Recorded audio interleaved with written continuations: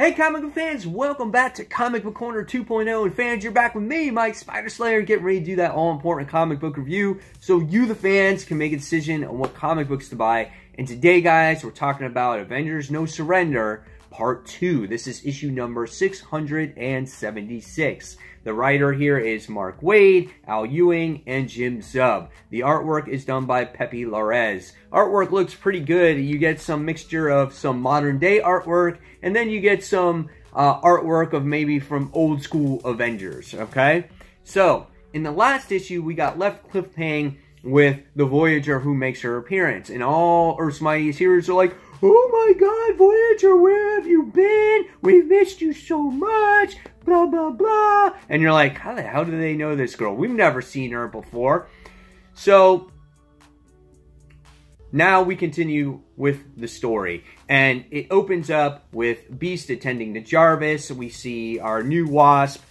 She's attending to Jarvis, and we get narration from Falcon, Sam Wilson. And what happens then, it goes to this big round table of all the Avengers trying to come into agreement on what to do to stop all these cataclysmic events that is going on. They find out that the Earth has gone missing because there's no moon, there's no satellites, there's nothing, so it's causing all these things to happen on the Earth. So they're all trying to come up with a solution.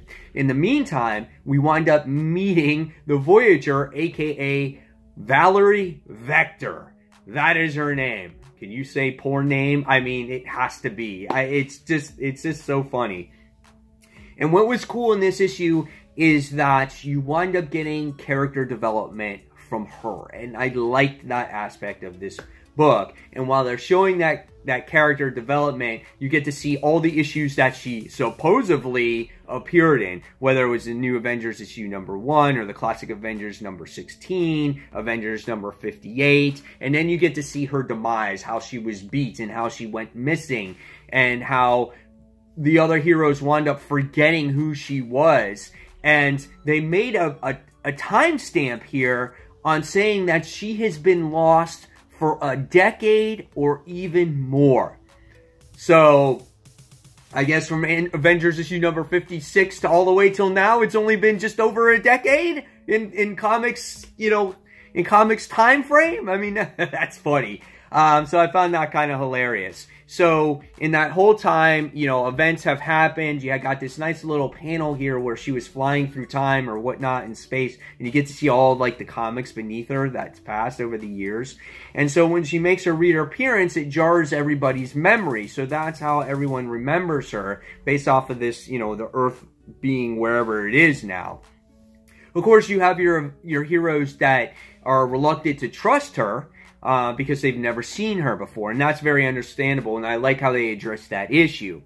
So, and then they're trying to address the issue with the actual heroes that are suspended in animation. They're still. And then what happens is, for me, this is when the book dropped off, at least for right now, because I don't know what their main play is here with this. So all of a sudden you go to Egypt, right? And you wind up seeing this big fire in the sky and this big explosion. And you wind up getting the Black Order. That's pretty cool. The Lethal Legion? What the hell is that? Yes, the Black Order, which is kind of cool, and the Lethal Legion. And I was like, I never heard of these guys before. Who the hell are they? I'm going to have to do some research on them when I'm done reading this book. And so the Black Order consists of Corvus Clave, Black Dwarf, Supergiant, Proxima Midnight, Ebony Maw, Black Swan. Heard of those characters. They used to work for Thanos, whatever the case may be. Then you get the Lethal Legion. You get Furine the Other, Drail Gladiator from Beyond the Stars, Captain Glory, that was a character in the past, the Blood Brothers, Molin, the all-new Metal Master, and Mentacle. And I'm like, Mentacle. And it's literally like an octopus with like some weird headgear. And I'm like, okay. And then they just start fighting. I'm like, why are you fighting? What's the point of this? And so supposedly Earth, out of all the places in the world, of course, winds up getting chosen for them to do this battle. and something with this pyramid that has to fall before they start this battle, before the tournament happens. And they have to, there's these obstacles in their way, and the Avengers happen to be their obstacle. So they wind up appearing on Avengers Tower, and they blow up Avengers Tower. And that's how the issue ends. And I'm like, okay. I'm like, this took a weird turn for me. So, what did I think about this issue? Like I said, it was good up until the whole Black Order and Lethal Legion made their appearance. Now, when you got to the end of the book and you wanted to find out who all these characters were, Mark Waid was smart. He sat there and he put a descriptions page on the letters page of who all these characters are. If they're new, if they've been around, what they did, what their powers are. And so I thought, okay, I got up the score just a little bit because at least he went into detail, because just like me, I'm sure everybody else out there is going to be like, oh wow, who are these guys? And what is their point? So I'm sure in future issues, we're going to see their, their play on Earth. And what's Valerie's whole thing here?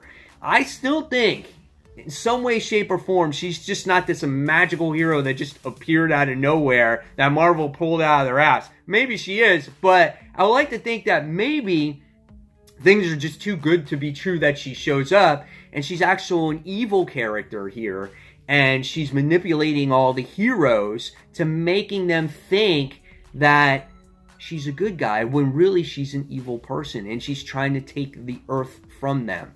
So, I don't know, but again, this Black Order and Lethal Legion thing threw a crank in my plans, and I don't know what to expect. But this went down for me in this issue. At first it was going up, and then it dropped after I saw that point. So, once I find out what their grand scheme of things is in this issue, then maybe I can sit there and go, okay, now I understand. But until then, this dropped.